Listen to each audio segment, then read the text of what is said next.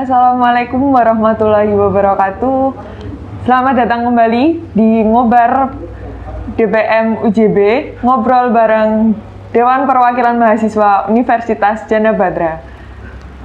Dalam ngobar kali ini kita akan membahas tentang pengolahan sampah di Indonesia.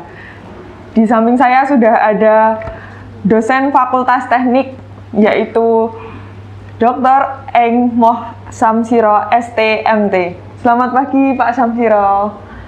Boleh saya buka ini ya? Iya, okay. Silakan Pak. Ya, selamat pagi Mbak Astri dan selamat pagi untuk para penonton YouTube-nya Dewan Perwakilan Mahasiswa Universitas Jana Badra.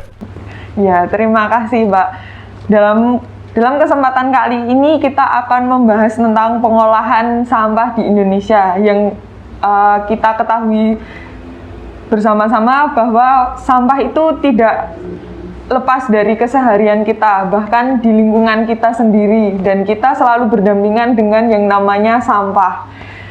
Nah, pada kesempatan kali ini kita akan membahas sampah yang sering dibicarakan di berita-berita, bahkan sampai mengganggu lingkungan kita, yaitu tentang penimbunan sampah yang ada di TPA dan juga yang ada di lingkungan kita masing-masing, bahkan di lingkungan terdekat kita, yaitu di pasar.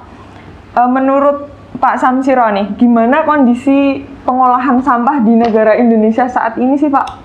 Ya, oke, terima kasih ya Mbak Astri. Jadi memang kalau kita berbicara masalah sampah ini memang tidak akan pernah ada habis-habisnya gitu ya. Jadi karena kita bisa melihat secara langsung ya yang ada di sekitar kita ya, bagaimana sampah kemudian berserakan ada di mana-mana gitu ya, entah di lingkungan perkampungan, perumahan, di pinggir-pinggir jalan besar kadang, dan bahkan sampai di tempat pembuangan akhir pun kita akan melihat gunungan sampah yang sangat banyak dan sangat kotor sekali kalau kita lihat ke sana gitu ya. Nah, ini memang menjadi persoalan buat kita ya di Indonesia dan juga di hampir semua negara saya kira akan menghadapi persoalan yang sama itu ya. Nah, ini memang sangat terkait dengan pertumbuhan penduduk dan juga ekonomi yang ada di Indonesia ya. Kan kita tahu ya dalam keseharian kita setiap hari mungkin juga Mbak Astri bisa menghitung kira-kira sampah yang dihasilkan di rumah itu ada berapa, kan banyak ya.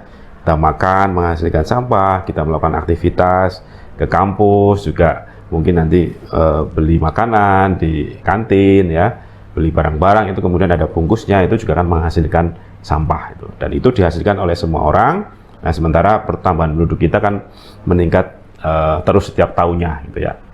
Nah, di sisi yang kedua itu ada hubungannya dengan peningkatan kemajuan ekonomi. Jadi kalau ekonomi suatu negara itu meningkat, itu biasanya penggunaan produk-produknya kemudian menghasilkan semakin banyak sampah gitu ya. Nah, dan kalau kita lihat kan saat ini ya, kalau kita bandingkan mungkin zaman dulu ya Mbak Astri, mungkin pas zaman kecil mungkin minum katakanlah lebih banyak menggunakan gelas gitu ya. Nah, sekarang banyak kemudian minum ya sudah pakai botol air mineral, nah seperti ada di depan ini. Nah, itu kan sekali pakai buang. Nah, itu kan semakin banyak menghasilkan sampah. Nah, peningkatan kehidupan ekonomi akan otomatis seiring dengan kemudian peningkatan jumlah sampah. Nah, sayangnya kemudian di Indonesia ini pengelolaan sampahnya masih belum begitu baik gitu ya. Jadi tadi sudah saya sampaikan ya, bisa dilihat di mana-mana, di rumah, di jalan, sampai di tempat pembuangan akhir itu kondisi sampahnya ya wah sangat kotor ya, berserakan di mana-mana, bahkan beberapa orang oknum kemudian membuang sampah sembarangan gitu ya. Bahkan ada yang banyak juga yang membuang sampahnya di sungai, sehingga kemudian sungai ya dibawa sampai ke laut. Nah, bahkan kan studi yang terakhir, Indonesia sebagai penyumbang sampah plastik terbesar kedua di dunia ya. Ya, karena dibuang di sungai, kemudian sungai sampai ke laut. Nah, sampai laut kemudian akan lari kemana-mana gitu ya. Nah itu yang dihadapi di Indonesia, dan sampai saat ini nampaknya belum ada kemudian solusi langkah yang kemudian diambil secara lebih agresif untuk kemudian menyelesaikan persoalan sampah tersebut. Kira begitu. Ya, itu kan dari dulu sampai yang saat ini kan Pak. Apalagi saat ini di masa pandemi ini limbah rumah sakit dan juga limbah medis di lingkungan kita, bahkan saat ini pemakaian masker sekali pakai itu sampahnya semakin menggunung. Nah itu menurut tanggapan Bapak mengenai hal tersebut itu gimana Pak? Ya berbicara sampah ini kan memang ada banyak kategorinya ya. Kalau yang dari rumah ini kalau dalam bahasa aslinya istilahnya MSW ya, Municipal Solid Waste, jadi sampah-sampah dari rumah tangga dan seterusnya. Kemudian ada juga ada jenis sampah, misalkan sampah B3 atau limbah B3 ya, yang berbahaya dan beracun itu ya. Kemudian tadi ada limbah medis juga masuk beberapa kategori yang berbahaya.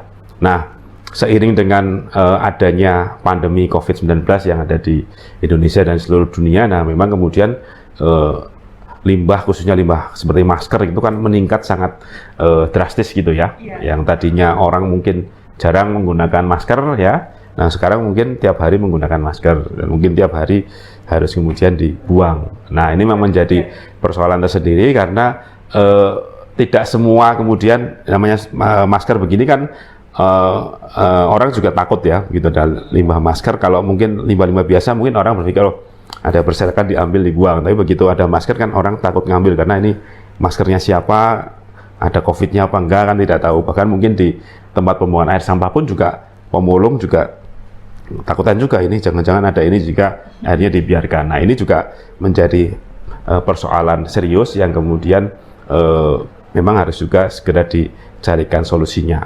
Nah terkait dengan ini sebenarnya kami ya berkolaborasi dengan beberapa perguruan tinggi ya, khususnya beberapa perguruan tinggi besar ya, ada UGM, ada ITB, ada UNS, ada UNAIR dan juga kemudian Janabata juga terlibat dalam tim itu ya, itu untuk bagaimana kemudian mengumpulkan limbah seperti masker ini ya selama masa pandemi ini untuk kemudian kita olah gitu ya, nah, menjadi ya minimal bisa dimusnahkan ya, syukur kemudian bisa menghasilkan produk yang bisa dimanfaatkan.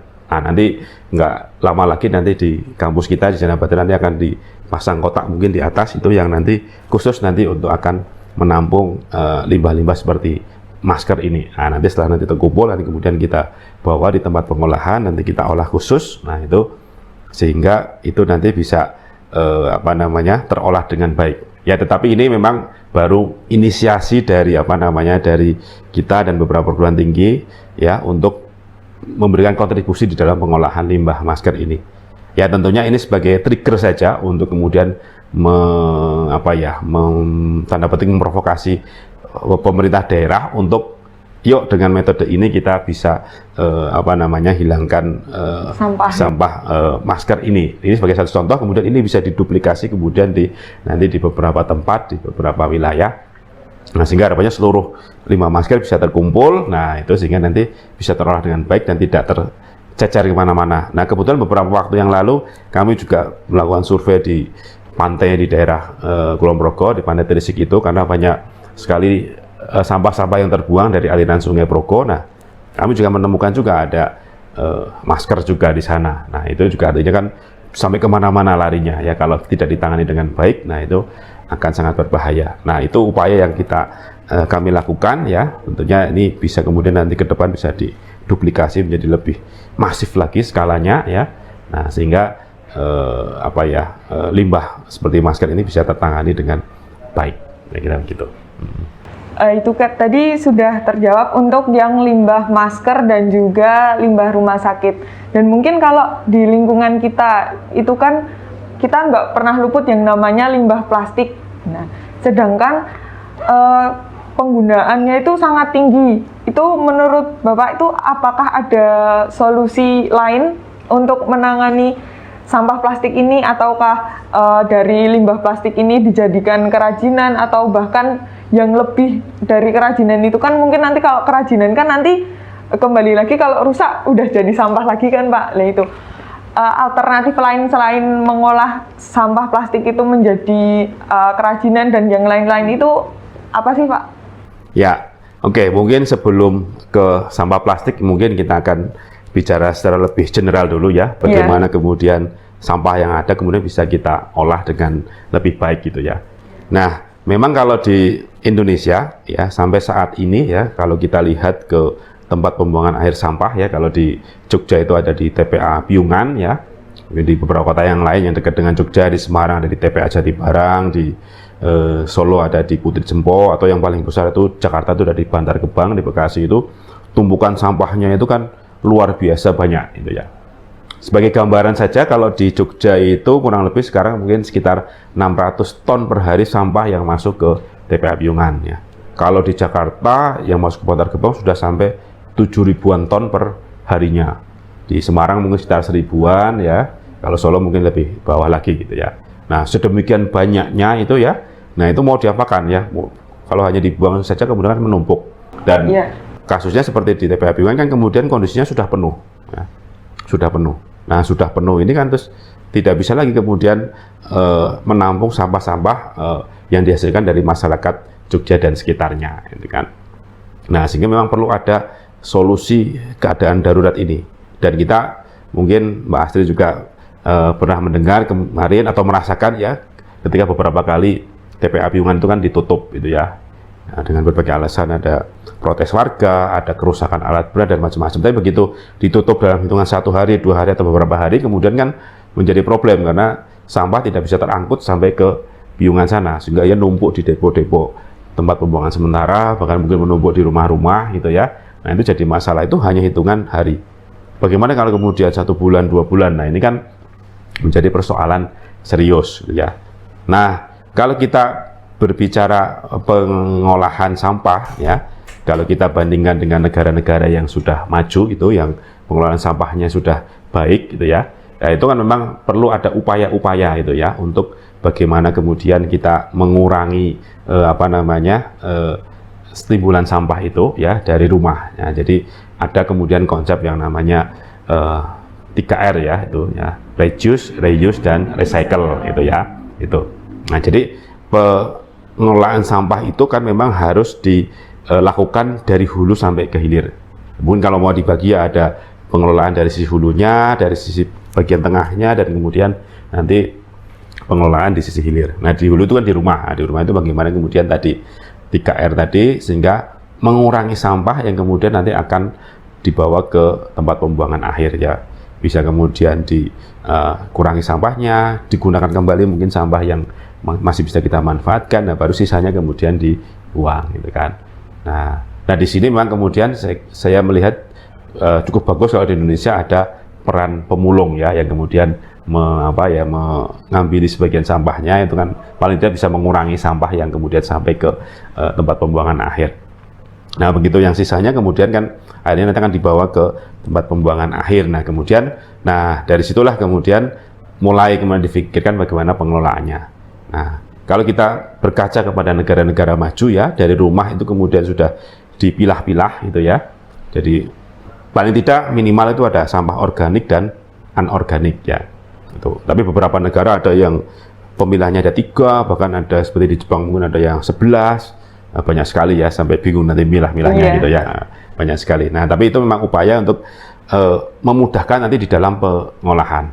Nah, termasuk tadi kita berbicara sama plastik ya, nanti kita bisa sendiri sama plastik, mungkin sampah yang jenis lain, mungkin kertas ya, mungkin sama-sama botol dan seterusnya. Tapi bisa sehingga nanti ketika kita mau masuk ke pengolahannya itu akan lebih mudah karena sampahnya sudah seragam gitu ya. Itu. Nah, begitu itu sudah bisa dipilah-pilah, nah kemudian kan kita masuk ke pengolahan. Nah, di beberapa negara maju itu kemudian mereka menggunakan beberapa teknologi gitu ya, yang kemudian nanti itu digunakan untuk mengolah sampah. Kebetulan saya sendiri banyak bergelut di dalam bidang pengolahan sampah menjadi sumber daya energi ya. Jadi bagaimana sampah ini bisa menghasilkan sumber energi. Nah, sehingga harapannya kan sampah tidak lagi menjadi masalah, tapi sampah bisa menjadi berkah ya. Bahkan bisa menghasilkan energi yang kemudian nanti akan membentuk, kalau yang sekarang lagi ngetren itu ada circular ekonomi. Jadi bagaimana ada ekonomi berputar di situ ya. Jadi sampah bisa menghasilkan sistem ekonomi yang kemudian bisa menghidupi orang-orang di sekitarnya gitu ya. Nah, ada beberapa teknologi yang kemudian dikembangkan gitu ya. Dari mulai ada yang disebut dengan pembangkit listrik tenaga sampah itu ya.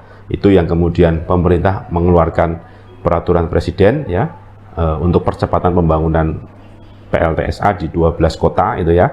Nah, itu semua sampah bisa masuk, kemudian prinsipnya sampah masuk kemudian dibakar, dipanaskan, kemudian panas itu dipakai untuk memanaskan air dalam boiler menjadi uap. Nah, uapnya kemudian dipakai untuk menggerakkan turbin dan kemudian menghasilkan listrik. Ya, itu yang PLTSA. Kemudian tadi terkait dengan sampah plastik tadi, nah kami juga melakukan banyak riset terkait dengan sampah plastik ini. Bagaimana kemudian sampah plastik ini diubah menjadi bahan bakar minyak, gitu ya, BBM, gitu ya. Gitu. Nah, Mbak Astri mungkin tahu kira-kira plastik begini ini dibuat dari apa, kan?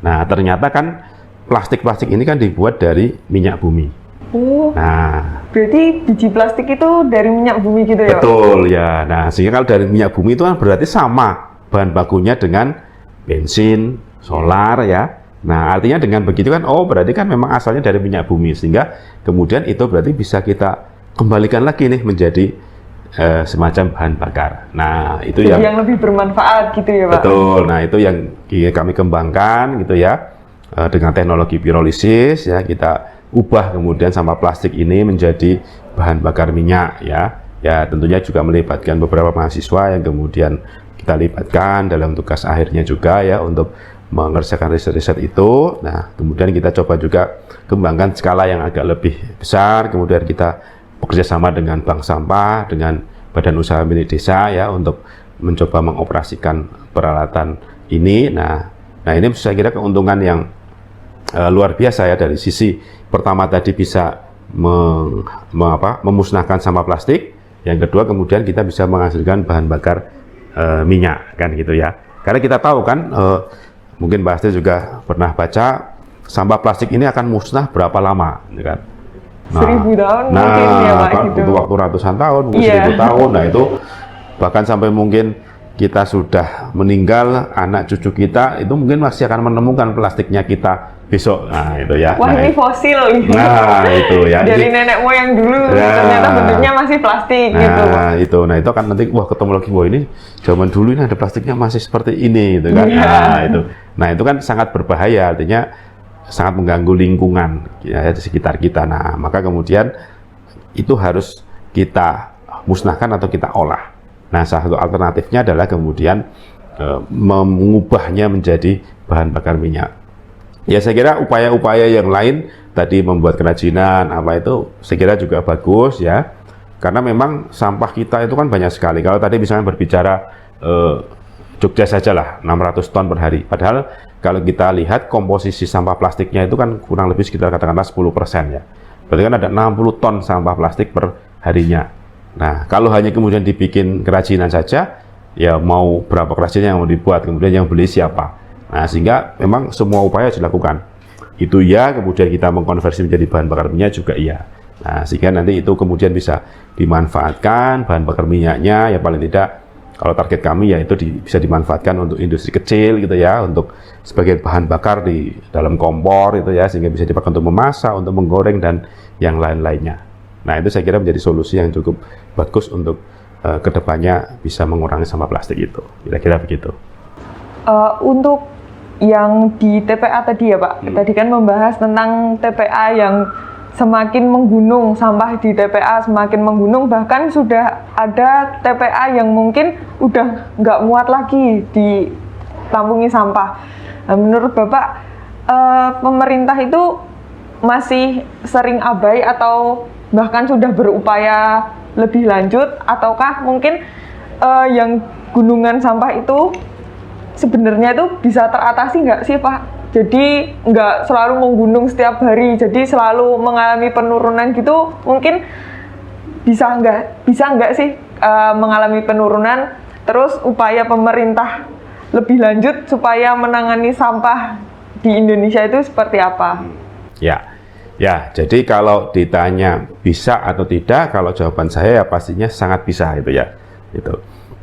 Ya karena apa? Karena berkaca pada beberapa negara yang sudah menerapkan teknologi itu, ternyata kemudian bisa gitu ya. Gitu.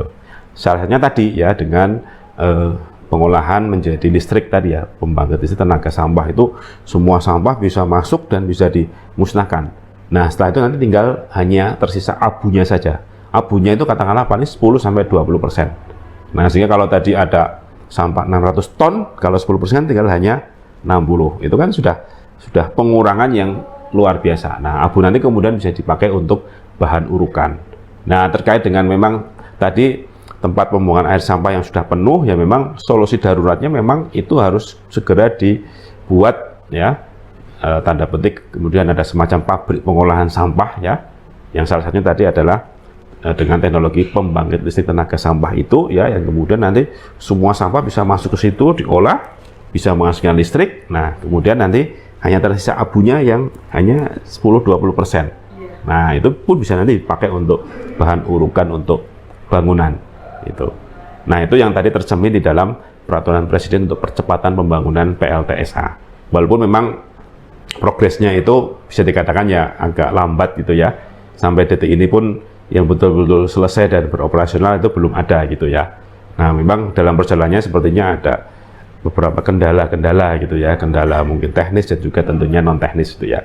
Nah, ini yang kemudian terjadi kesalahan di dalam kita berpikir ya, para stakeholder itu ya, entah industri dan juga pemerintah gitu ya. Karena apa? Ketika kita berbicara pembangunan PLTSA, kan tetap concernnya adalah bagaimana kita memusnahkan sampah itu dulu ya. Nah, setelah itu baru kemudian kita mendapatkan hasil tambahan, ada listrik, ada energi tadi, ada bahan bakar minyak, itu adalah hasil tambahan. Nah, sehingga concern kita adalah memusnahkan sampah. Nah, sehingga kemudian ada resiko-resiko bahwa untuk memusnahkan ini butuh biaya, ya pastinya butuh biaya gitu ya. Tidak kemudian kita melihatnya dari sisi kemudian menghasilkan listrik. Ya kalau mau menghasilkan listrik ya, kalau kemudian kita bandingkan dengan kalau yang paling umum di Indonesia itu kan dari pembangkit tenaga uap PLTU batubara itu ya harganya pasti jauh lebih mahal gitu kan ya, yang batubara jauh lebih murah gitu ya, sehingga tidak bisa dibandingkan kemudian. Nah, konsepnya tetap di sini adalah memusnahkan sampah, bahwa kemudian ada hasil listriknya itu adalah nilai tambahnya itu ya. Nah, sehingga ada risiko untuk biaya pengolahan itu, atau kemudian kita mengenai ada tipping fee-nya ya, yang harus dikeluarkan pemerintah daerah ya. Nah, nanti pemerintah daerah tinggal mengalokasikan dananya dari mungkin APBD-nya atau kemudian iuran masyarakat atau bagaimana nanti bisa diatur. Tetapi prinsipnya tumpukan di TPA itu bisa kemudian kita musnahkan ya. Saya kebetulan pernah berkunjung ke beberapa negara melihat langsung ya teknologi-teknologi itu ya, ada di Jepang, ada di Cina, ada di Taiwan, itu kapasitasnya cukup besar ya. Kalau di Jogja itu hanya 600 ton per hari, di sana ada yang kemudian kapasitas sampai 1000 ton, 2000 ton per hari, nggak ada masalah gitu ya, bisa dimusnahkan semua. Nah, artinya itu sangat bisa. Nah, tinggal bagaimana pemerintah, khususnya pemerintah daerah itu bisa mempush untuk segera ayo diwujudkan lagi, karena ini sudah kondisinya darurat. Jangan sampai kemudian ada kasus-kasus seperti kemarin TPA-nya tutup ya, sehingga tidak bisa membuang sampah. Ini kan menjadi suatu problem yang nggak akan pernah selesai nanti, kira-kira begitu.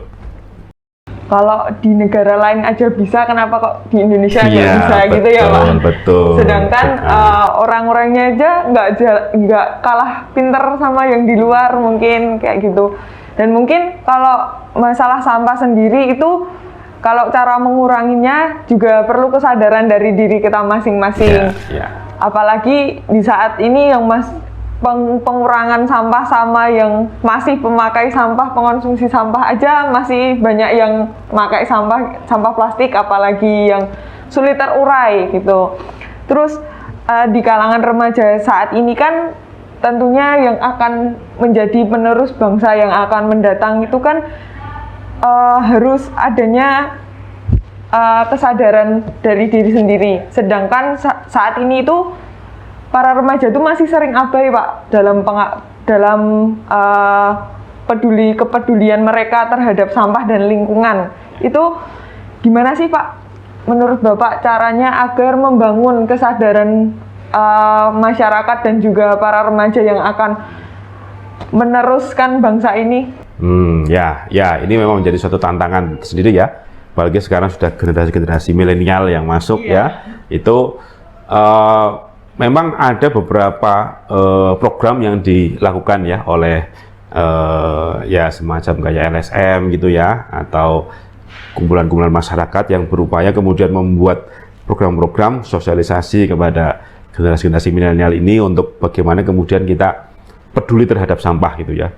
Ada, mungkin kita pernah mendengar ada program diet kantong plastik ya, ada program kurangi sampah ya, ada banyak macam-macam. Saya kira lembaga-lembaga yang sekarang kemudian concern kemudian bagaimana mereka ingin masyarakat kemudian ya, khususnya generasi milenial itu bisa mengurangi sampah gitu ya. Nah, kalau saya melihat ya, kalau mau, mungkin saya pribadi kalau mau ekstrim mungkin ya, nah udah generasi milenial kita ajak aja ke tempat pembuangan sampah untuk melihat, oh ini loh begini kotornya, nah sehingga mungkin dengan begitu kan bisa langsung ada kesadaran yang oh ya ternyata saya membuang sampah sehingga kemudian bisa mengotori TPA menjadi sedemikian buruknya kondisinya. Nah itu mungkin akan membuat muncul kesadaran gitu ya di para generasi milenial, generasi anak-anak muda ya, untuk semakin peduli sampah, mengurangi penggunaan menghasilkan sampahnya bisa diminimalkan gitu ya. Nah itu saya kira penting ya. Ya tentunya tetap dengan edukasi juga dilakukan gitu ya.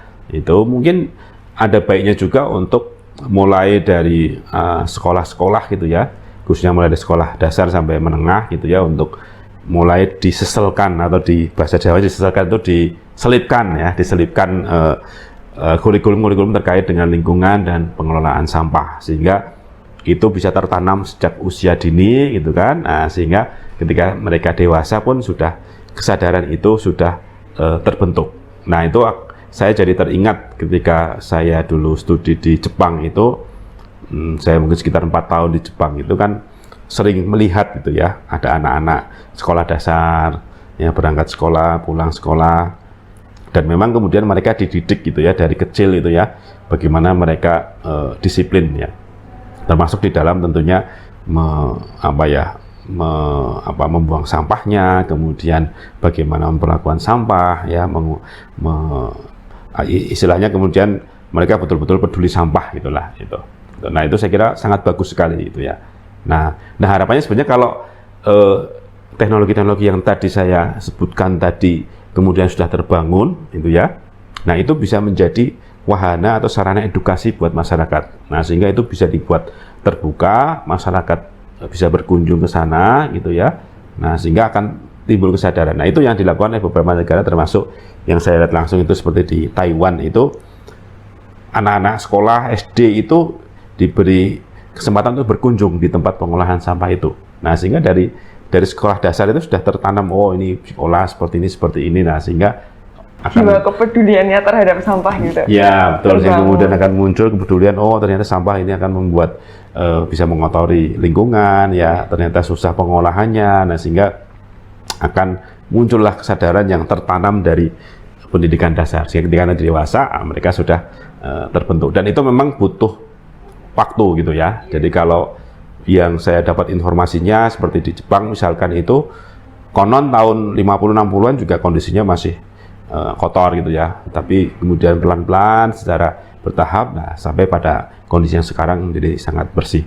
Nah sehingga kalau dari anak-anak sekolah dasar ini sudah diberi bekal, kan harapannya nanti 10-15 tahun lagi kan sudah dewasa mereka, nah itu akan terbentuk kesadaran akan penanganan sampah gitu kira-kira. Ya, itu tadi teman-teman, jadi teman-teman tuh boleh pakai sampah plastik tuh boleh, tapi itu ada porsinya. Jadi dari kita itu walaupun disediakan kayak gini minuman mineral yang kayak gini, tapi itu lebih baik kita pakainya itu bawa sendiri dari rumah, dan juga mungkin bawa alat makan dari rumah kalau misalkan kita beli makan di luar kayak gitu. Jadi dari kita itu harus ada kesadaran masing-masing. Tentunya juga kan bangsa ini kan yang menerusin kita sendiri, kita masing-masing kan. Nanti yang kena dampak malah kita sendiri, sedangkan itu sampah juga dari kita. Jadi kayak gitu. Nah ini menarik, ini saya tambahkan tadi bawa makanan dari rumah itu, kalau seperti di Jepang kan ada tradisi binto gitu ya. Iya. Bahwa ada bekal bungkus, gitu kan, bawa Pak. bekal.